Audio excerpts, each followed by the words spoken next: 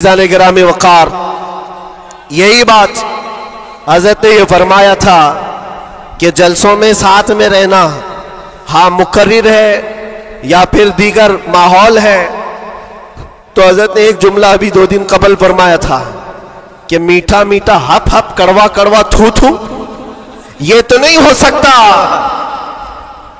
یہ اشارہ اس بات پر ہے میرے عزیزوں، اے سنیوں، حضور کی محبت کی بات کرتے ہو تو صرف حضور کی محبت حلوہ پراٹھا کھانے سے نہیں ہوتی، ارے اس میں تو نیزے بھی کھانے پڑتے ہیں، تلواروں کی سائے میں نمازیں بھی ادا کی جاتی ہیں۔ بے شک یہ شہادت گئے الفت میں ہے قدم رکھنا، لوگ آسان سمجھتے ہیں مسلمان ہونا۔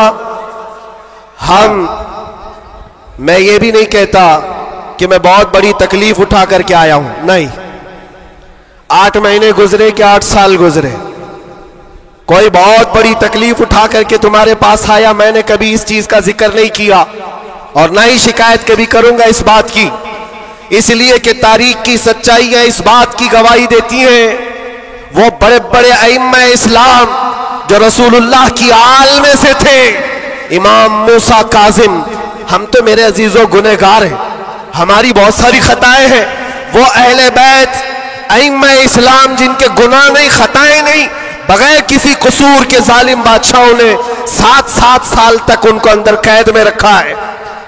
امام محمد بن حسن عسکری 20 سال تک اندر رہے، کس کو کہتے ہیں 20 سال، پوری لائف گزر گئی۔ امام موسیٰ کاظم 7 سال کے بعد اندر زہر دے کر کے مارا گیا اور وہیں سے جیل سے جنازہ بھی نکلا۔ ان کی قربانیوں پر ہم کہاں لگتے ہیں؟ لوگ یہ بھی جو آج سمجھتے ہیں کہ بہت بڑا کام کر کے آئے، کوئی کہاں سے کیا کیا لقب پکارے، غازی اسلام، نہ میرے عزیزوں، ابھی تو ہم خادم اسلام نہیں بن سکے، غازی اسلام تو بہت بڑی بات ہے، اور ہم اس بات کو آپ کے سامنے بار بار دہراتے اس لیے ہیں کہ آج سنیوں کو ہو کیا گیا ہے، چھوٹی سی چیز کو لے کر بہت بڑا سمجھنے لگ جاتے ہیں، بہت بڑا سمجھنے لگتے ہیں۔ یہ ابتدائے عشق ہے، آگے دیکھو ہوتا ہے کیا کیا، ستاروں سے آگے جہاں اور بھی ہے۔ تمہاری ابھی آزمائش آئی کہاں، ہمیں ابھی آزمایا کہاں گیا ہے؟ قرآن تو یہ کہتا ہے کہ ام حسبتم ان تدخلوا الجنة ولما يأتكم مثل الذين خلوا من قبلكم مستهم البأساء والضراء وزلزلوا حتى يقول الرسول والذين آمنوا معه متى نصر الله الا ان نصر الله قریب۔ رب تعالیٰ فرماتا ہے کیا تم یہ سوچ کر بیٹھے ہو کہ تم سیدھے جنت میں چلے جاؤ گے اور تم کو ویسی تکلیفیں نہیں آئیں گی جیسے پہلے والوں کو آئی تھی؟ اور کیسی آئی تھی؟ قرآن کہتا ہے وہ زلزلوا، انہیں ہلا دیا گیا تھا، یہاں تک کہ رسول پاک نے اور ایمان والوں نے یہ کہنا شروع کیا اللہ کی مدد کب آئے گی؟ پھر رب تعالیٰ فرماتا آگاہ ہو جاؤ اللہ کی مدد قریب ہے۔ ہماری آزمائشیں کہاں آئی ہیں میرے عزیزوں؟ کون سی تکلیفیں، کون سی مصیبتیں؟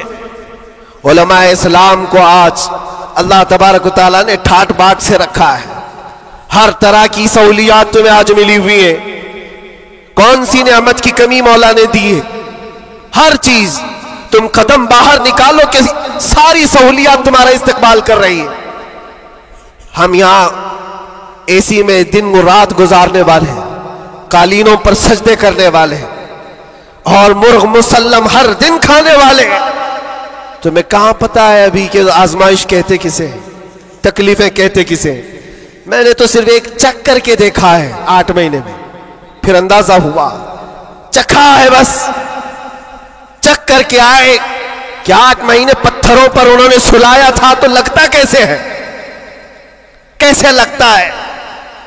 کھانا اور پانی کے لیے جو آج ہمارے ارد گرد لوگ ہاتھ دھلائیں، رومال دیں پوچھنے کے لیے، ہر چیز کی خدمتگار ہو، اور جب وہاں بدتمیز لوگ اور ظالم لوگ لائن میں کھڑے کر کے سوکھی روٹیاں دیتے ہو تو پھر اندازہ ہوتا ہے لگتا کیسے ہے۔ یہ چھوٹی سی چیز ہم نے چک کر کے دیکھا ہے، وہ روٹیاں دیکھی جس سے انسان کا گلا کٹ سکتا ہے۔ میرے عزیزوں، یہ سب باتیں اس لیے عرض کر رہا ہوں کہ ابھی امتحان باقی ہے ہمارے. اگر ناموں سے مصطفیٰ کی بات کرتے ہو تو پھر ان سب چیزوں کے لیے تیار رہو, ان سب چیزوں کے لیے تیار رہو. اور ایک بات میں بتاتا ہوں, یہ باہر مجمعوں میں بیٹھ کر کے بات کرنا بہت آسان ہے, اور اندر تکلیفیں سہ کر کے پھر یہ بات کرو. میرے عزیزوں, کبھی کبھار گھبراہٹ ایسی ہوتی تھی, کچھ قیدی لوگ آ کر کہتے تھے کہ سچ میں اللہ ہے؟ ایسے سوال, اللہ ہے, سنتا ہے؟ اور اس وقت کوئی آیت ان کو بتانے میں بھی ہمیں ایسا لگتا. ایک قیدی سے میں نے کہا ان مع العسر یسرا, ہر تکلیف کے بعد آسانی, اللہ کا وعدہ ہے. جھٹ سے اس نے کہا مولانا 16 سال ہو گئے, ابھی کب آئے گی وہ آسانی؟ ہمارے پاس کیا جواب ہے؟ یہ تکلیفیں سہ کر کے پھر آیتوں پر یقین کرنا, یہ بہت بڑے کمال کی بات. یہاں باہر بیٹھ کر کے جو تسلی کی باتیں کریں, میرے عزیزوں بہتوں کو ہم نے دیکھا ہے, بہتوں کو جان بھی دیں گے, گردن بھی کٹا دیں گے, بہت ساری باتیں ہیں. اسی سے اندازہ ہو جاتا ہے جو صبح بستر نہیں چھوڑ سکتا وہ کیا گردن کٹائے گا. جو نماز کے لیے اذان کو لبیک نہیں کہتا, وہ جان کی بات کہاں ہے؟ ایک ڈنڈے سے ساری چیزیں بھاگ جائیں گی, سب نکل جاتے ہیں ادھر ادھر. میں سب کی بات نہیں کرتا. آزمائشیں جس وقت آئیں گی میرے عزیزوں, استقامت یہ کسی چھوٹے موٹے چیز کا نام نہیں ہے. اللہ تعالیٰ فرماتا ہے ان الذین قالوا ربنا اللہ ثم استقاموا, بے شک وہ لوگ جنہوں نے یہ کہا ہمارا رب اللہ ہے, پھر اس پر جمے رہ گئے, تتنزل علیہم الملائکہ, ان پر پھر فرشتے اتارے جاتے ہیں, فرشتے اتارے جاتے ہیں. میرے عزیزوں, یہاں بڑی بڑی باتیں کہنے کے لیے میں نہیں کھڑا, بس اتنی بات کہوں گا کہ حالات کے تناظر میں جو آج تمہارے لیے سب سے بڑے چیلنجز ہیں, اس میں تمہیں کھڑے اترنے کی ضرورت ہے. تم صرف اپنے محلے کے نمائندے نہیں ہو. یہ جو سروں پر ٹوپیاں اور داڑیاں ہیں تمہارے چہروں پر, تم کسی مسجد کے ہی مصلی نہیں ہو, بلکہ پوری کائنات میں اللہ نے تمہیں خیر امت بنایا ہے. سب انسانوں کے لیے تم رہبر ہو, رہنما ہو. تمہارے اخلاق ہر کوئی آج دیکھ رہا ہے. تم ایمبیسیڈر ہو کس کے؟ رسول پاک کے. تم ترجمان ہو اخلاق رسول کے. اگر آج تم نہیں اٹھو گے اور یہ اخلاق نہیں دکھاؤ گے تو اس سے صرف تمہارے گھر کا نہیں, پورے دین اسلام کا, آگے آنے والی نسلوں کا بہت بڑا خسارہ ہے, بہت بڑا نقصان ہے. نوجوانوں سے میں بار بار یہ اپیل کرتا آیا ہوں, اے نوجوانوں اٹھو, اٹھو, وہ گھر نہ حشر نہ ہوگا پھر کبھی, دوڑو کہ زمانہ چال اپنی چل گیا ہے. اور دہر میں اس میں محمد سے اجالا کر دو, قوت عشق سے ہر پست کو بالا کر دو. آج تمہارے صرف کھڑے ہونے کی دیر ہے. کس چیز کے لیے کھڑے ہونے کی دیر ہے؟ جب میں ایسی باتیں کرتا ہوں تو ہمارے جو رشتہ دار قلم کاپی لے کر بیٹھے ان کو لگتا ہے یہ جنگ کے لیے بلا رہے ہیں, ابھی تلوار بھالے نیزے کی بات کر رہے ہیں.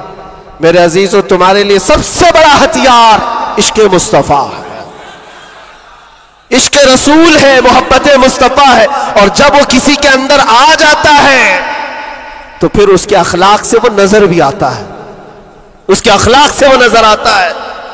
جاہل عاشق رسول نہیں بن سکتا. عاشق رسول علم کی طرف بڑھتا ہے. جاہل اور ایسا بدعقیدہ جو دعویٰ کرتا ہو حضور کے غلام ہونے کا, اگر اس کی زبان میں سچائی نہیں ہے تو وہ عاشق رسول ہے ہی نہیں.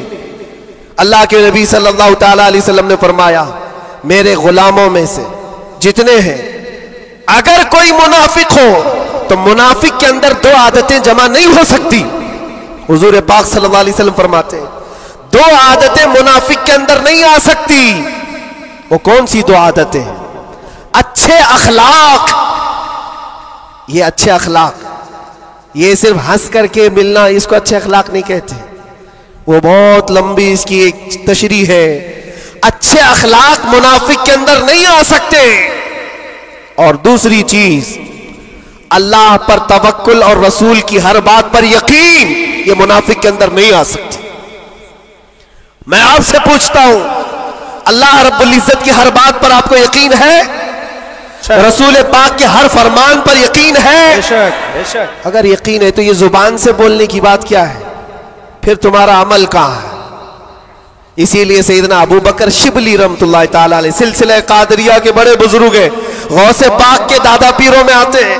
آپ کہتے ہیں میری زندگی کا سب سے کٹھن سوال، سب سے مشکل سوال یہ ہے، اگر کسی نے مجھ سے پوچھ لیا کیا تم حضور پاک صلی اللہ علیہ وسلم سے محبت کرتے ہو؟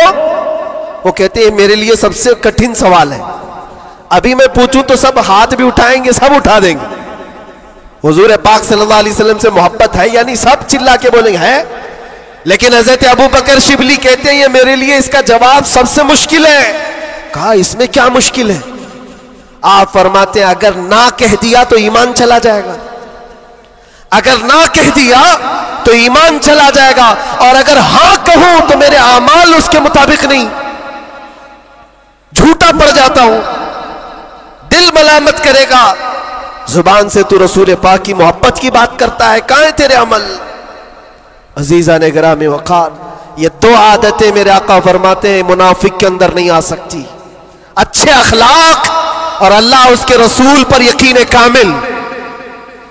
یقین سے ہی تو عاری ہوتا ہے منافق، یقین اس کا ختم ہو چکا ہوتا ہے. یہاں ابھی لکی ڈرا شروع ہو جائے اور چیٹ پہ چیٹ ہوتے رہتے، ہر سال ہوتے رہتے، پھر بھی اس میں گھستے بھی رہتے. لاکھ کا 2 لاکھ بنانا ہے، ابھی دیکھو کتنے آ جائیں گے. اور کیسے کیسے چیٹر لوگوں پر یقین کرتے ہیں. اور 2-4 لوگوں نے بول دیا کہ نہیں میرا بھی ڈبل ہوا ہے، سب آ گئے، لائن لگ جاتی ہے، کئی 100 کروڑ کھا کر کے چلے جاتے. ان پر تمہیں یقین ہے؟ اور مصطفیٰ کریم صلی اللہ تعالی علیہ وسلم نے فرمایا تم صبح اپنی نیند کو چھوڑ کر، بستر کر چھوڑ کر، اپنے گھر سے وضو کر کے مسجد کی طرف نکل کر آئے، 2 رکعت نماز ادا کر لیا. حضور پاک صلی اللہ علیہ وسلم فرماتے پوری دنیا کی دولت سے زیادہ قیمتی ہے. سبحان اللہ، سبحان اللہ. یقین ہے اس پر تو انویسٹ کرو. اگر حضور پاک صلی اللہ علیہ وسلم کی ہر بات پر یقین ہے تو انویسٹ کرو اس میں. آج یہی تو بات ہے، یہ سب سے بڑا چیلنج ہے. منافقت آنے لگ گئی ہے، بزدلی کہاں سے آتی ہے؟ اللہ اس کے رسول کی ہر بات پر یقین کامل ہو جائے بندے کو تو پھر وہ منافق نہیں رہتا، وہ ایمان والا ہوتا ہے. اور پھر مصیبتیں تو آئیں گی لیکن مصیبتیں اس کا کچھ نہیں بگاڑ سکتی. حضرت ابو ہریرہ رضی اللہ تعالیٰ عنہ کی حدیث ہے، فرماتے ہیں اگر مجھ پر 10 پہاڑ بھی نازل ہو جائیں، اتر جائیں، تب بھی میں خوف زدہ نہیں ہوتا، ڈر نہیں ہے مجھے. کہا کیوں؟ کہا قرآن کی ایک آیت میرے لیے کافی ہے. پوچھا کون سی آیت؟ فرماتے اللہ فرماتا ہے قُلْ لَن يُصِيبَنَا إِلَّا مَا كَتَبَ اللَّهُ لَنَا هُوَ مَوْلَانَا وَعَلَى اللَّهِ فَلْيَتَوَكَّلِ الْمُؤْمِنُونَ. فرماتے ہیں اللہ نے اپنے نبی سے کہا ہے اے محبوب آپ فرما دیں ہرگز ہم کو کوئی مصیبت نہیں آتی، اتنی ہی آئے گی جتنا اللہ نے لکھا ہے. سبحان اللہ، سبحان اللہ. اتنی ہی آئے گی جتنی اللہ نے لکھا ہے. اور پھر آگے رب تعالیٰ فرماتا ہوا مولانا، وہی ہمارا مددگار ہے، وہی ہمارا مددگار ہے. وعلی اللہ فلیتوکل المؤمنون، اور مومنوں کو چاہیے کہ اللہ ہی پر بھروسہ کریں.